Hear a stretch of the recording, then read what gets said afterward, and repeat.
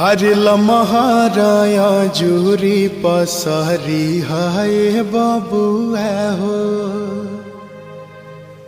लमहर कुल परिवार है।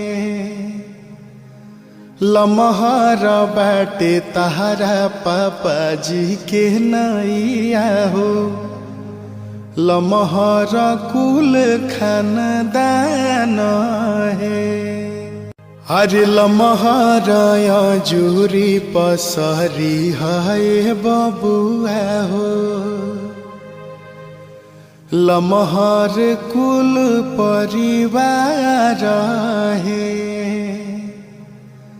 लमहर बाटे तहरा पापा जी के नैया हो। लमहर कुल खानदान